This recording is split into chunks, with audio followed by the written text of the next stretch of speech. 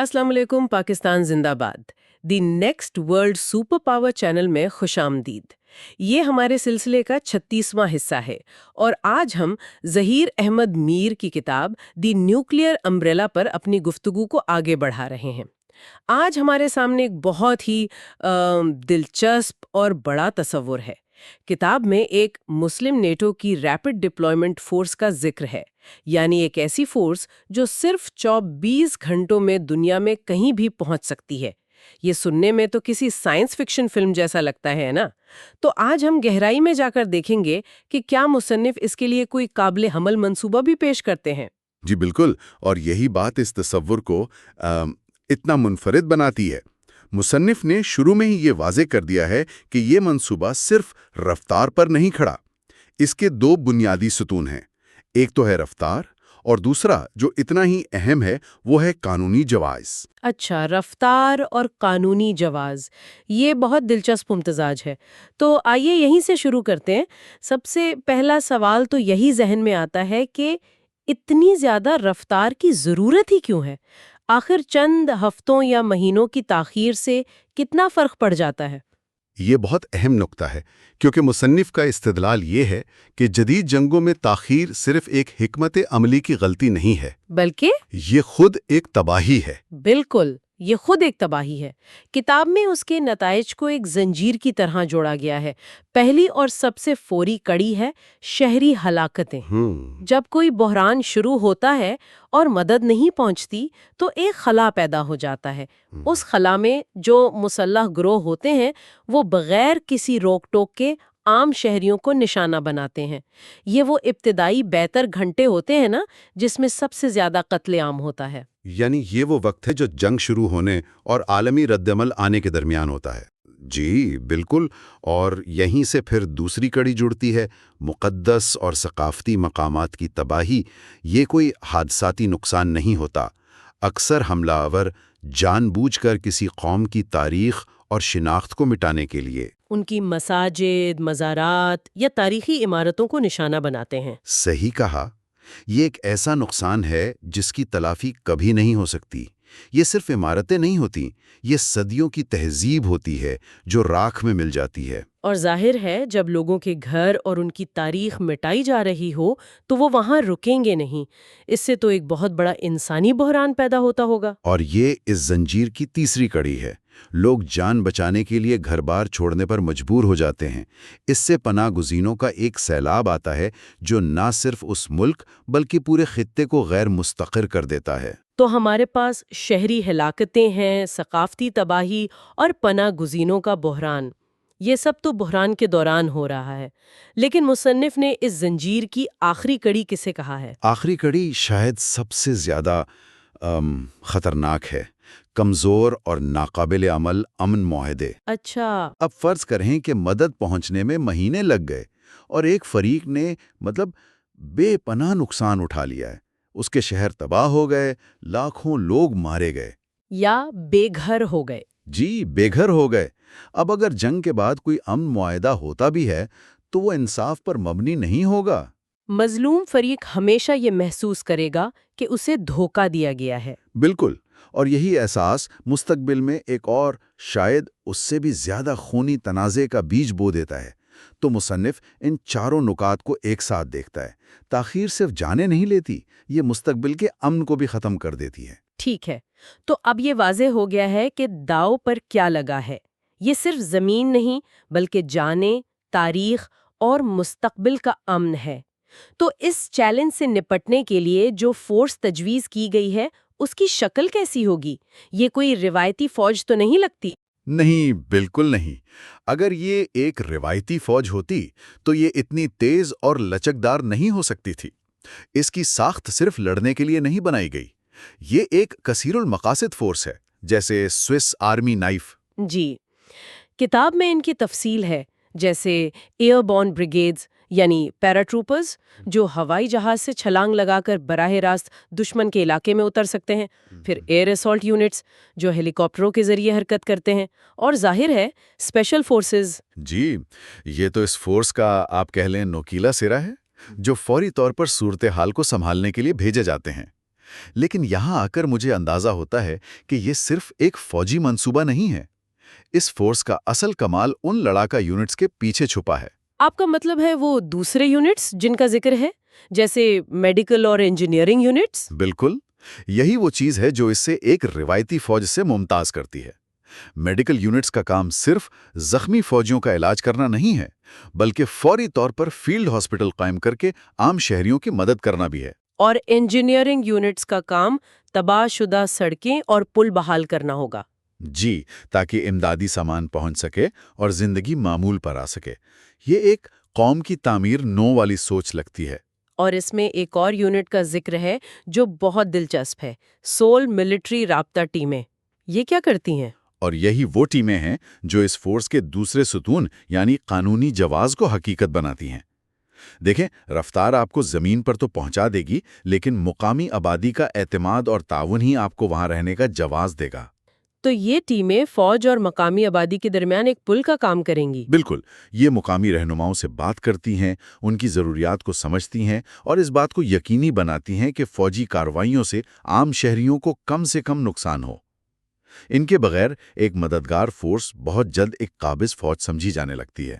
تو یہ فورس لڑنے کے ساتھ ساتھ علاج بھی کرتی ہے، تعمیر بھی کرتی ہے اور تعلقات بھی بناتی ہے، لیکن ان سب کو ہر وقت تیار کیسے رکھا جا سکتا ہے؟ مصنف کے مطابق ہر یونٹ کو 48 سے 72 گھنٹے کی ہائی الرٹ حالت میں رکھا جائے گا۔ یعنی حکم ملنے پر 2 سے 3 دن میں روانہ ہونے کے لیے تیار۔ جی، یہ ایک بہت ہی اعلیٰ معیار کی تیاری ہے جو مستقل تربیت اور بہترین ساز و سامان کے بغیر ممکن نہیں۔ ٹھیک ہے، تو ہمارے پاس یہ بہترین یونٹس ہیں جو 48 گھنٹے میں تیار ہو سکتے ہیں، لیکن یہ تیاری ایک جگہ کھڑے ہو کر تو کسی کام کی نہیں اگر بحران ہزاروں میل دور ہو۔ یہ تو ایسے ہی ہے جیسے آپ کے پاس دنیا کی تیز ترین فائر بریگیڈ ہو، لیکن وہ آگ سے آدھا ملک دور کھڑی ہو۔ مصنف اس فاصلے کے مسئلے کو کیسے حل کرتا ہے؟ یہ اس پورے منصوبے کا سب سے پیچیدہ حصہ ہے، لاجسٹکس، یعنی نقل و حرکت کا نظام۔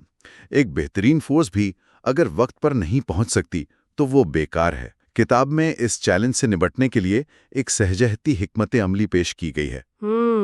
سب سے پہلا اور تیز ترین طریقہ ہے اسٹریٹجک ایئر لفٹ، یعنی C-130 یا C-17 جیسے بڑے کارگو طیاروں کا استعمال۔ جی، جن کے ذریعے فوجیوں اور ان کے ہلکے ساز و سامان کو چند گھنٹوں میں پہنچایا جا سکتا ہے۔ یہ فوری رد عمل کی بنیاد ہے۔ لیکن ان طیاروں میں ٹینک اور بھاری توپ خانہ تو نہیں لے جایا جا سکتا، ان کا کیا ہوگا؟ اس کے لیے دوسرا طریقہ ہے بحری نقل و حمل۔ ظاہر ہے یہ ہوائی جہازوں سے سست ہے، لیکن بھاری سامان جیسے ٹینک، توپ خانہ اور طویل مدتی تعیناتی کے لیے ضروری رسد؟ بالکل، ان سب کے لیے ناگزیر ہے۔ بحری جہازوں کے ذریعے ایک بڑی اور پائیدار موجودگی قائم کی جا سکتی ہے۔ تو ہمارے پاس ہوائی جہاز ہے رفتار کے لیے اور بحری جہاز ہے طاقت کے لیے۔ لیکن کتاب میں ایک تیسرے طریقے کا بھی ذکر ہے جو شاید سب سے جدید ہے، پہلے سے موجود ساز و سامان کا تصور۔ جی، اور یہی وہ تصور ہے جو اس منصوبے کو حقیقت کے قریب لاتا ہے۔ اسے پری پوزیشننگ کہتے ہیں۔ اس کا مطلب ہے کہ دنیا کے مختلف اسٹریٹجک علاقوں میں دوست ممالک کے ساتھ معاہدے کر کے پہلے سے ہی ضروری سامان، گاڑیاں اور ہتھیاروں کے ذخیرے قائم کر لیے جائیں۔ اچھا، اس کا فائدہ یہ ہے کہ بحران کی صورت میں فوجیوں کو صرف خود وہاں پرواز کر کے پہنچنا ہوتا ہے، اور وہ پہنچتے ہی پہلے سے موجود ساز و سامان استعمال کرنا شروع کر دیتے ہیں۔ اس سے نقل و حمل کا وقت اور بوجھ ڈرامائی طور پر کم ہو جاتا ہے۔ ایک منٹ، یہ سننے میں تو بہت اچھا لگتا ہے، لیکن کیا یہ عملی طور پر ممکن ہے؟ مطلب کون سا ملک اپنی سرزمین پر کسی دوسرے ملک کا اتنا بڑا فوجی ساز و سامان رکھنے پر آسانی سے راضی ہوگا؟ اس میں تو بہت سی سیاسی پیچیدگیاں ہوں گی۔ آپ نے بالکل صحیح سوال اٹھایا ہے، اور یہ ہمیں واپس اسی قانونی جواز والے ستون پر لے آتا ہے۔ یہ پری پوزیشننگ صرف فوجی معاہدوں پر منحصر نہیں ہوگی، اس کے لیے گہرے سفارتی اور سیاسی تعلقات، مشترکہ مفادات اور بین الاقوامی قوانین کے تحت مضبوط معاہدوں کی ضرورت ہوگی۔ یعنی میزبان ملک کو یہ گارنٹی دینی ہوگی کہ یہ ساز و سامان صرف دفاعی اور انسانی بحرانوں کی صورت میں اور ان کی رضامندی سے ہی استعمال ہوگا۔ بالکل، قانونی جواز کے بغیر یہ فوجی اڈے سمجھے جائیں گے، مدد کے مراکز نہیں۔ تو لاجسٹکس کا یہ پورا نظام بھی فوجی طاقت اور قانونی معاہدوں کا ایک امتزاج ہے۔ اب جب یہ فورس بحران زدہ علاقے میں پہنچ جاتی ہے تو اس کی حکمت عملی کیا ہوتی ہے؟ کتاب میں ایک اصول کا ذکر ہے، پہلے ہلکی فورس پھر بھاری فورس۔ یہ بہت دلچسپ لگتا ہے۔ یہ ایک 2 مرحلاتی حکمت عملی ہے۔ اسے ایک ڈاکٹر کی طرح سمجھیں۔ جب کوئی شدید زخمی مریض ایمرجنسی روم میں آتا ہے تو سرجن کا پہلا کام طویل آپریشن کرنا نہیں ہوتا، اس کا پہلا کام خون بہنا روکنا ہوتا ہے۔ یہ ہماری لائٹ فورس ہے۔ اچھا۔ پہلے مرحلے میں سب سے تیز رفتار units, special forces, airborne کو بھیجا جائے گا۔ ان کا مقصد جنگ جیتنا نہیں ہوتا، ان کا مقصد حالات کو مزید بگڑنے سے روکنا، اہم مقامات پر قبضہ کرنا اور ایک محفوظ علاقہ قائم کرنا ہوتا ہے۔ لیکن کیا اس میں یہ خطرہ نہیں کہ یہ ابتدائی ہلکی فورس دشمن کی بھاری فوج کے سامنے کمزور پڑ جائے؟ یہ خطرہ بالکل موجود ہے، اور اسی لیے ان یونٹس کی تربیت اور ساز و سامان سب سے اعلیٰ معیار کا ہوتا ہے۔ لیکن ان کا مقصد دشمن سے ٹکرانا نہیں، بلکہ اسے الجھانا اور اس کی رفتار کو سست کرنا ہوتا ہے۔ جب وہ زمین پر اپنی پوزیشن مستحکم کر لیتے ہیں، تب دوسرا مرحلہ شروع ہوتا ہے۔ یعنی جب بھاری فورس پہنچتی ہے ٹینکوں اور توپخانے کے ساتھ؟ جی، یہ فورس پھر مکمل کنٹرول حاصل کرتی ہے، دشمن کی کسی بھی بڑی مزاحمت کو ختم کرتی ہے اور طویل مدتی امن قائم کرتی ہے۔ یہ حکمت عملی رفتار اور طاقت کے درمیان ایک بہترین توازن قائم کرتی ہے۔ تو ان سب باتوں کا کیا مطلب ہے؟ آج ہم نے ظہیر احمد میر کی کتاب کے حوالے سے ایک ریپڈ ڈپلائمنٹ فورس کے اس تصور کا جائزہ لیا، جو ایک خواب کی طرح لگتا تھا لیکن جس کی بنیاد ٹھوس حکمت عملی پر ہے۔ ہم نے دیکھا کہ تاخیر کے نتائج کتنے سنگین ہو سکتے ہیں، اور یہ کہ اس فورس کی بنیاد صرف رفتار پر نہیں بلکہ قانونی جواز پر بھی ہے۔ ان اقتباسات کا مرکزی خیال یہ ہے کہ جدید بحرانوں میں دیر سے پہنچنے والی بڑی اور بھاری طاقت کے مقابلے میں تیزی سے پہنچنے والی ایک متوازن اور مستحکم کرنے والی موجودگی زیادہ اہم ہے۔ پورا ڈھانچہ اسی ایک اصول کے گرد بنایا گیا ہے، رفتار بطور ایک اسٹریٹجک اثاثہ۔ یہ صرف دشمن کو شکست دینے کے بارے میں نہیں ہے، یہ اس خلا کو پر کرنے کے بارے میں ہے جہاں افراتفری اور تشدد پنپتے ہیں۔ یہ شہریوں کی حفاظت کرنے اور پائیدار امن کے لیے حالات پیدا کرنے کے بارے میں ہے۔ یہ گفتگو ہمارے لیے سوچنے کے لیے ایک بہت اہم نقطہ چھوڑ جاتی ہے۔ ہم نے دیکھا کہ قانونی جواز اس فورس کے ڈی این اے میں کس طرح شامل ہے۔ تو آخری سوال یہ نہیں ہے کہ کیا ہم ٹیکنیکلی طور پر ایسی فورس بنا سکتے ہیں؟ شاید بنا سکتے ہیں۔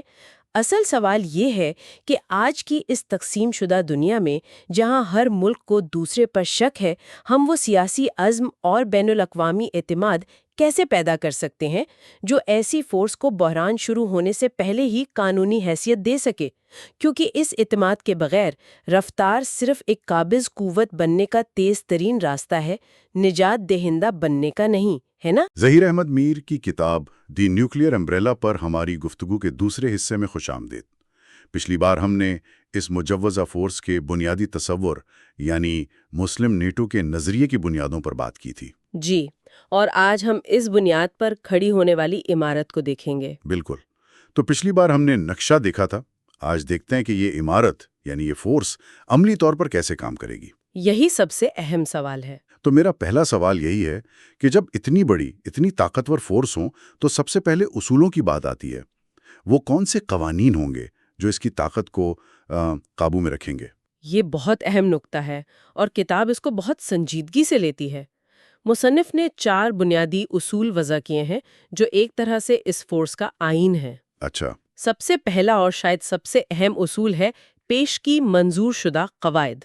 پیشگی منظور شدہ یعنی بحران کے پیدا ہونے سے بھی پہلے سب کچھ طے ہوگا؟ بالکل، اسے ایسے سمجھیں کہ یہ ایک طرح کا geopolitical fire alarm system ہے۔ فائر الارم سسٹم، یہ تو دلچسپ مثال ہے۔ جی، جب الارم بجتا ہے تو فائر فائٹرز موقع پر پہنچ کر یہ بحث نہیں کرتے کہ پائپ کہاں سے جوڑنا ہے یا پانی کس منزل پر پھینکنا ہے۔ صحیح۔ ان کے پاس پہلے سے ایک ایکشن پلان ہوتا ہے، وہ فوراً اس پر عمل کرتے ہیں۔ مصنف کا بھی یہی نکتہ ہے کہ بحران کے دوران سوچ بچار میں ضائع ہونے والا ہر منٹ جانوں کے ضیاع کا باعث بنتا ہے۔ تو مطلب سوچ وچار بحران سے پہلے اور عمل بحران کے دوران۔ بالکل، ایکشن کے وقت کوئی اگر مگر نہیں۔ زبردست۔ اچھا، دوسرا اصول کیا ہے؟ دوسرا اصول ہے میزبان ریاست کی اجازت، یعنی یہ فورس کسی بھی ملک میں اس کی حکومت کی باقاعدہ دعوت کے بغیر داخل نہیں ہو سکتی۔ یہ قومی خود مختاری کا احترام ہے۔ لیکن اس میں ایک ممکنہ مسئلہ نظر آتا ہے۔ کیا ہوگا اگر کسی ملک میں حکومت خود ہی مسئلہ ہو؟ مطلب اگر حکومت ہی اپنے شہریوں پر ظلم کر رہی ہو تو پھر اس کی اجازت کا انتظار کرنا یہ تو شہریوں کو بے یار و مددگار چھوڑنے والی بات ہوئی۔ یہ بہت ہی اہم اور بالکل جائز سوال ہے۔ کتاب کے ان اقتباسات میں اس کا براہ راست جواب تو نہیں، لیکن جو مجموعی ڈھانچہ پیش کیا گیا ہے اس سے یہ اندازہ ہوتا ہے کہ اس فورس کا مقصد رکن ممالک کو بیرونی خطرات سے بچانا ہے یا ان کی درخواست پر اندرونی استحکام میں مدد دینا ہے۔ آپ کا اٹھایا ہوا نقطہ اس تصور کی ایک ممکنہ حد ضرور ہے جس پر پالیسی بناتے وقت غور کرنا ہوگا۔ ٹھیک ہے، یعنی یہ فورس کسی پر مسلط نہیں کی جائے گی، یہ بات سمجھ میں آتی ہے۔ اچھا، باقی دو اصول؟ اگلے دو اصول اس فورس کے اخلاقی کمپاس کی طرح ہیں۔ تیسرا ہے شہری تحفظ کو اولین ترجیح دینا، اور چوتھا ہے عالمی انسانی قوانین کی مکمل پاسداری، یعنی جنیوا کنونشنز اور یہ سب۔ جی، مطلب صاف ہے، اس فورس کا بنیادی مشن جنگ جیتنا نہیں بلکہ انسانی جانوں کو بچانا ہے۔ یہ اصول اسے ایک روایتی فوج سے الگ کر کے ایک محافظ قوت بناتے ہیں۔ اچھا، اصول تو بہت ٹھوس لگ رہے ہیں، لیکن تھیوری اور حقیقت میں اکثر فرق ہوتا ہے۔ مجھے سب سے زیادہ دلچسپی اس بات میں ہے کہ یہ فورس ایکشن میں کیسی نظر آئے گی۔ کتاب کوئی مثالیں دیتی ہیں؟ جی بالکل، اور یہیں سے یہ تصور حقیقی شکل اختیار کرتا ہے۔ مصنف نے 4 بہت مختلف بحرانی حالات کی مثالیں دی ہیں۔ پہلی مثال انتہائی ڈرامائی ہے۔ اچھا، کسی مقدس مقام کو خطرہ۔ مقدس مقام؟ ایک منٹ، جیسے مسجد اقصی یا کربلا؟ یہ تو بہت ہی حساس معاملہ ہے۔ بالکل، اور اسی لیے مصنف یہاں ایک حیران کن ہدف مقرر کرتا ہے، صرف 12 گھنٹوں میں تحفظ فراہم کرنا۔ 12 گھنٹے؟ صرف 12؟ یہ کیسے ممکن ہے؟ اس کا مطلب ہے کہ فورس کو ہر وقت سٹینڈ بائی حالت میں رہنا ہوگا۔ یہی تو اس کا سب سے انقلابی پہلو ہے۔ یہ روایتی فوجوں کی طرح نہیں جسے متحرک ہونے میں ہفتے لگ جائیں۔ یہ ایک اسٹریٹجک سپرنٹر کی طرح ہے جو ہر وقت تیار بیٹھا ہے۔ دیکھیں، کسی مقدس مقام پر حملہ صرف ایک عمارت پر حملہ نہیں ہوتا، یہ کروڑوں لوگوں کے جذبات کو آگ لگانے کے مترادف ہے۔ صحیح۔ 12 گھنٹے کے اندر رد عمل کا مطلب ہے کہ آپ اس چنگاری کو عالمی آگ بننے سے پہلے ہی بجھا دیتے ہیں، اور اس رفتار کا مقصد صرف بچانا نہیں بلکہ ایک نفسیاتی پیغام دینا بھی ہے کہ یہاں حملہ کرنے کا سوچنا بھی مت۔ واہ، یعنی رفتار خود ایک حفاظتی ڈھال بن جاتی ہے۔ یہ تو واقعی ایک گیم چینجر سوچ ہے۔ دوسری مثال کیا ہے؟ دوسری مثال ہے اچانک پیدا ہونے والا سیاسی بحران جس میں اس فورس کا مقصد استحکام لانا ہوگا۔ استحکام لانے سے کیا مراد ہے؟ کیا اس کا مطلب یہ ہے کہ فورس کسی ایک فریق کا ساتھ دے گی؟ نہیں، بالکل نہیں۔ مصنف کے مطابق یہاں اس کا کردار ایک غیر جانبدار امن قائم کرنے والی قوت کا ہے۔ یہ آگ بجھانے والی ٹیم کی طرح ہے جو پہلے آگ پر قابو پاتی ہے۔ جی، یہ فورس متحارب گروہوں کے درمیان ایک بفر زون قائم کرے گی، اہم اداروں کو محفوظ بنائے گی اور ایک ایسا محفوظ ماحول دے گی جہاں سفارتکار مذاکرات کے ذریعے مسئلے کا حل تلاش کر سکیں۔ اس کا کام لڑنا نہیں بلکہ لڑائی کو روکنا ہے۔ ٹھیک ہے، یہ ایک طرح سے امن قائم کرنے والا کردار ہوا۔ اب تیسری مثال تو بالکل ہی مختلف لگ رہی ہے، قدرتی آفت۔ جی، اور مقصد ہے فوری طبی امداد۔ تو یہ ایک جنگی مشین کے ساتھ ساتھ ایک بہت بڑی انسانی آمدادی تنظیم بھی ہے۔ بالکل، اور یہی اس فورس کی اصل طاقت ہے۔ مصنف اسے ڈوئل کیپیبلٹی یا دوہری صلاحیت کہتا ہے۔ دوہری صلاحیت یعنی ایک ہی وقت میں لوہے کا دستانہ بھی اور مدد کا ہاتھ بھی۔ بالکل، حقیقت یہ ہے کہ جدید افواج کے پاس جو لاجسٹکس، انجینئرنگ کی صلاحیت اور افرادی قوت ہوتی ہے وہ کسی بھی سویلین تنظیم سے کہیں زیادہ ہوتی ہے۔ یہ تو ہے، خاص طور پر آفات کے دوران۔ کسی بڑے زلزلے یا سیلاب کے بعد سڑکیں بنانے، پل قائم کرنے اور ہیلی کاپٹروں سے امداد پہنچانے کے لیے فوجی وسائل سے بہتر کوئی چیز نہیں۔ اور آخری مثال وہ بھی اتنی ہی مختلف ہے۔ چوتھی مثال سرحدی کشیدگی کی ہے جہاں مقصد ہے تصادم سے پہلے روک تھام، یعنی بحران پیدا ہونے سے پہلے ہی مداخلت۔ یہ تو پیشگی اقدام ہے۔ جی، فرض کریں 2 رکن ممالک کے درمیان سرحد پر کشیدگی بڑھ رہی ہے تو دونوں ممالک کی رضامندی سے اس فورس کی ایک غیر جانبدار ٹکڑی کی تعیناتی کشیدگی کو کم کر سکتی ہے۔ یہ ایک بفر زون کا کام کرے گی جو دونوں فریقوں کو تصادم سے روکے گی اور سفارت کاری کے لیے وقت دے گی۔ مقصد یہ ہے کہ جنگ کی نوبت ہی نہ آئے۔ بالکل۔ اچھا، یہ سب منظرنامے بہت متاثر کن ہیں۔ کہیں یہ امن قائم کر رہے ہیں، کہیں سیلاب زدگان کو بچا رہے ہیں، لیکن میرے ذہن میں ایک سوال آ رہا ہے۔ جی، اتنی ساری مختلف چیزیں ایک ساتھ کیسے ہوں گی؟ کون فیصلہ کرے گا کہ کب گولی چلانی ہے اور کب کمبل تقسیم کرنے ہیں؟ یہ تو کمانڈ کا ایک بہت بڑا چیلنج لگتا ہے۔ آپ نے بالکل صحیح رگ پر ہاتھ رکھا ہے، اور کتاب اس چیلنج کا ایک بہت ہی جدید اور مؤثر حل پیش کرتی ہے۔ اس کے کمانڈ سٹرکچر کے بارے میں 2 باتیں کہی گئی ہیں جو بظاہر متضاد لگتی ہیں۔ اچھا، وہ کیا ہے؟ یہ کہ فورس مرکزی کمانڈ کے تحت ہوگی، لیکن اسے علاقائی اختیار بھی حاصل ہوگا۔ ہاں، یہی تو تضاد ہے۔ ایک طرف مرکزیت، دوسری طرف علاقائی خود مختاری۔ یہ کیسے ممکن ہے؟ اسے ایک بڑی ریسٹورنٹ چین کی طرح سمجھیں۔ ریسٹورنٹ چین؟ جی، ہیڈ آفس یعنی مرکزی کمانڈ مینیو اور مجموعی حکمت عملی طے کرتا ہے، یعنی کیا اور کیوں کرنا ہے۔ ٹھیک ہے۔ لیکن ہر شہر میں برانچ کا مینیجر، جسے علاقائی اختیار حاصل ہے، وہ اپنی کچن ٹیم کو خود چلاتا ہے۔ وہ فیصلہ کرتا ہے کہ کون سی سبزی کب خریدنی ہے، یہ ہے کیسے کرنا ہے۔ یعنی وہ ہر چھوٹے فیصلے کے لیے ہیڈ آفس فون نہیں کرتا؟ بالکل۔ اسی طرح مرکزی کمانڈ اسٹریٹجک اہداف طے کرے گی، لیکن زمینی کمانڈر کو موقع کی مناسبت سے فوری فیصلے کرنے کی مکمل آزادی ہوگی۔ اسے کہتے ہیں centralized command, decentralized execution. یہ تو کمال کی وضاحت ہے۔ یعنی بڑا مقصد اوپر سے طے ہوگا، لیکن اسے حاصل کرنے کا طریقہ مقامی کمانڈر طے کرے گا۔ یہ واقعی رفتار کے لیے بہت ضروری ہے۔ تو اس ساری بحث کا نچوڑ کیا ہے؟ کتاب کا نتیجہ اسے 2 طاقتور جملوں میں بیان کرتا ہے۔